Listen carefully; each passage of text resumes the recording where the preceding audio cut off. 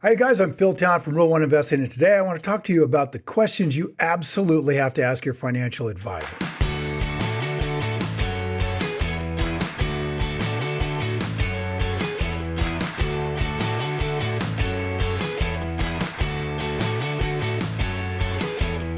So first off, you guys already know that not all financial advisors have your best interest in mind, right? I mean, that's just reality. And this is why it's so important to ask the right questions if you're interested in working with a financial advisor. And today, I want to discuss the questions that are absolutely necessary. You've got to ask these questions. So first, you need to understand who you're working with, right? So make sure you know whether you're talking to a financial planner or an investment advisor, a financial advisor, as they're known in the industry. Financial planners are people who are going to look at all of the aspects of your financial life, essentially an entire financial plan. And they're going to have some, if they're good, they're going to have some kind of certification that goes with that, but they don't have to. And that's a pretty key difference. They're not required to be licensed in order to be a financial planner. So if you're looking for a financial advisor, you're looking for somebody that has to have a license. They're regulated by the state they live in and by the SEC, and they are required to have what's known as a Series 65 license. So that's the first thing. Figure out which one you're talking to and make sure you're talking to the right one. Next, ask them if they're a fiduciary. Now, this will separate people who are out to profit from commissions from people who are actually doing financial advisory work. The difference is pretty substantial. People who profit from commissions are not held to the same standard as a financial advisor. A financial advisor is held to a fiduciary standard, which means they must put the interests of their clients, that's you, ahead of any interest that they have when they're consulting to you on anything in your portfolio. Whereas somebody who's making a commission, they're not held to that same standard. I mean, theoretically, they should put your interest ahead, but they're not held to a fiduciary standard, which says they're required to do that. Big difference on what kind of advice you're getting.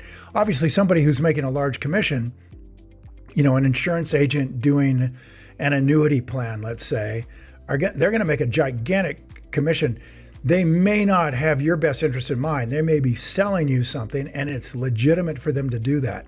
So just make sure if you're looking for clean advice, you get somebody who's a Series 65, and they are licensed and a fiduciary. Next question is, how do they charge for their services? Are they doing fee only? Are they fee-based? Or are they commission-based? So fee only means the advisor is compensated only by charging fees for services and never is compensated with commissions.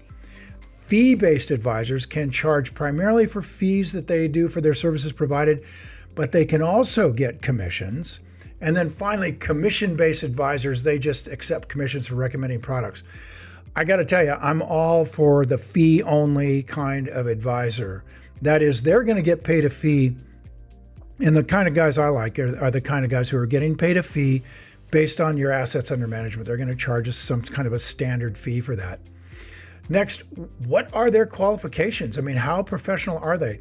Because financial professionals, or people who call themselves financial professionals, can have a pile of initials behind their names, some of which mean quite a lot, some of which might not mean anything.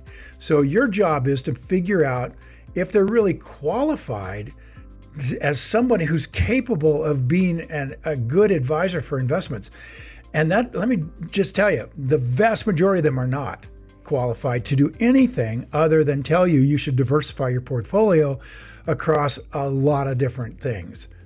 That's kind of the extent of their abilities. Now, there are some rare financial advisors who are actually really capable investors in their own right.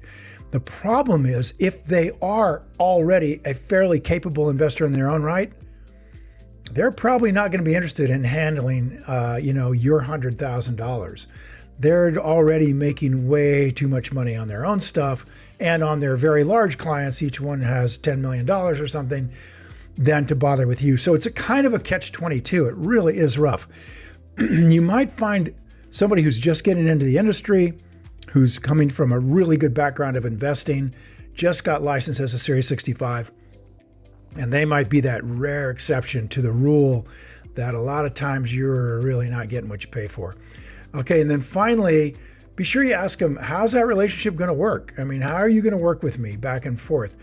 And you'll need to know, how are you guys going to meet? Are you going to do it Zoom online? Are you going to show up at your house? What's your preferred method of communication here? And I got to tell you, while working with an advisor has its benefits, particularly if you're wealthy already, by and large, most of us, when we're just starting out, the kind of advisors we're going to get, you could replace with a robo-advisor. You could replace him with a computer that doesn't know anything about you other than how you answer about 7 questions. So I tend to think that most advisors, particularly when they're just getting started out, are not somebody that's going to be able to work with you much and really help you. So I would suggest probably the best kind of advice you can get is the advice you give yourself once you start to learn how to manage your own money. You save your money, you have control of your finances, you get control of your future, which is, how flippin' important is that you not turn your future over to somebody that you just hope has your best interest in mind, and you just don't have to rely on other people for your own financial independence and success. So if you want to learn more about that, frankly, we'd be very happy to teach you guys. We've got a great 3-day workshop. Just sign up for it and learn how to invest your own money. Come on, 3 days, how tough is that? And you'll know how to invest with confidence and how to invest with a lot less risk than what you're doing right now. So I'd love to hear from you guys. What questions do you think you should ask your financial advisor? I'm really curious what you think. And then just leave a comment below with your answer and I'll be sure to follow up with you, okay? And thanks for watching. Now go play. Hey, if you enjoyed this video and you think it was valuable for teaching you more about investing and financial tips for college students, just hit the like button and please share the video with your friends if you would. And if you want more investing content, I got a great channel out there. Subscribe to it. We got a lot of great videos. Don't forget to click the button on the screen for a free gift. Well, thanks again for watching.